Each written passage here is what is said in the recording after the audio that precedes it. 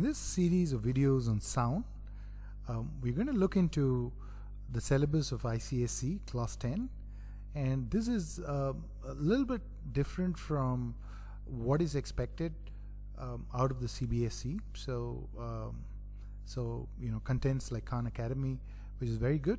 So this is consider this as an add-on to that for ICSE Class 10.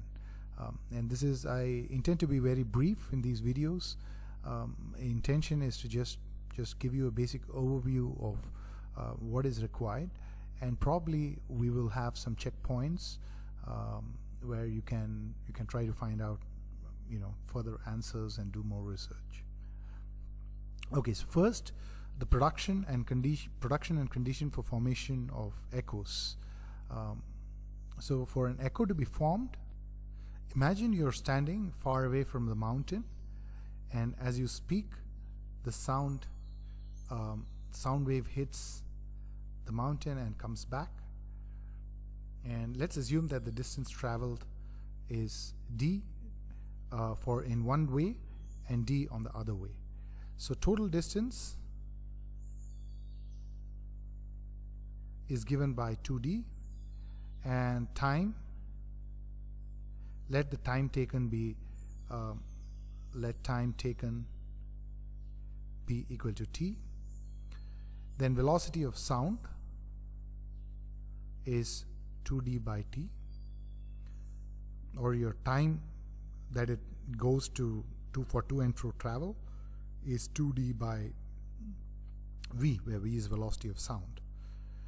Now if this time is greater than 0.1 second, then we hear echo, or so basically the condition for echo, the condition for echo is t between time period between two sounds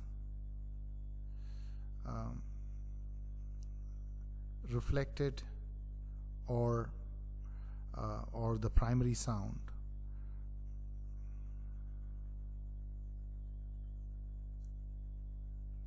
should be greater than 0.1 second for brain to perceive it as two different sounds.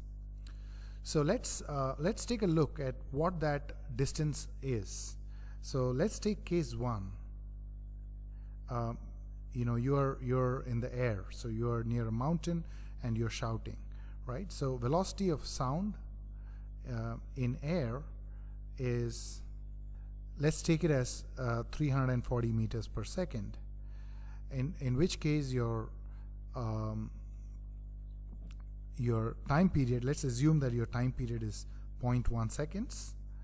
So 0.1 seconds is equal to 2 into the distance minimum, because this time is a minimum sound. There's a minimum time that you need, right? There's a minimum time. So I'm saying that the minimum distance is d minimum divided by 340 meters per second, and so this implies your d minimum is equal to 17 meters, right? So if your distance is more than, if d is greater than 17 meters, we hear echo in air, right?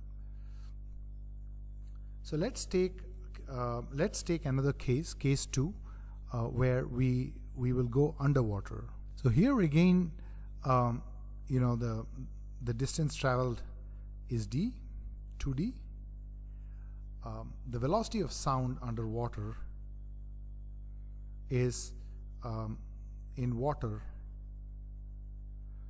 is equal to 1400 meters per second. So again, let's calculate our from our equation, t minimum, the minimum time that we want for echo, is equal to 2d minimum by velocity, which is a constant.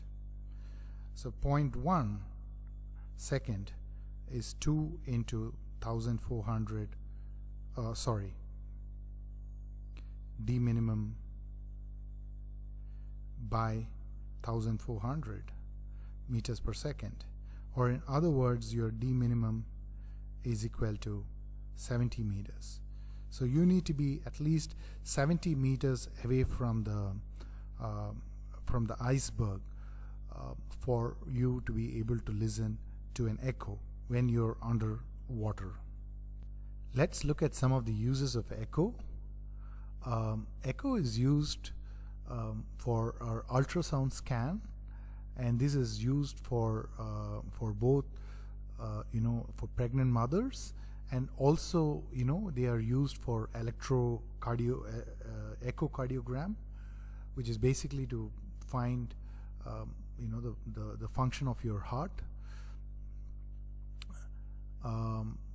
Bats and dolphins in nature, bats use ultrasound to find out where the insects are, and dolphins used to find out where the fish is. Submarines used to find out about the obstacles which is there in front of them.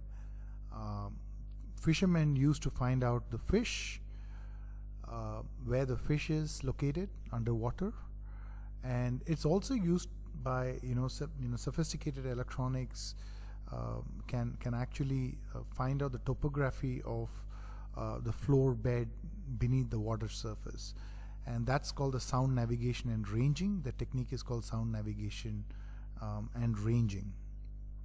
So before we look at the principles behind how we use echoes for all these purposes, one important thing to remember is for all these uses, ultrasound is used.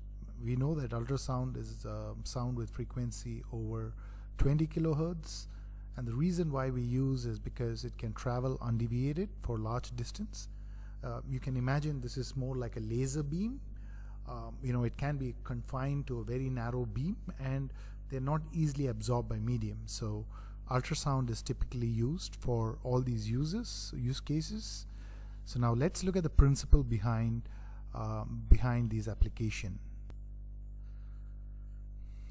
So imagine you have a ship here, and then you have the ship has complex electronics, and they have a transmitter and they have a receiver.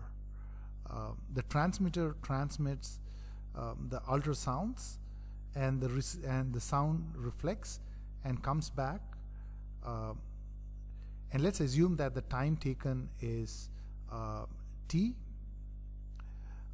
and so then for this ultrasound which was transmitted and received, we know that 2d by t is equal to the velocity of the sound, or in other words, your d is nothing but v into t by 2.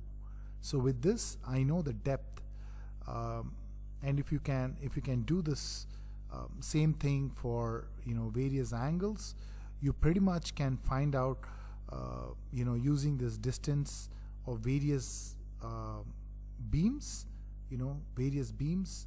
how they reflect back. You can find out the topographical information, and the principle behind how ultrasound is used to get scans of babies inside the womb is also exactly the same. Here are the checkpoint questions that you would like to try to answer to make sure that you have understood the concepts. If not, I urge you to revisit this video, and see you until the next one. Bye.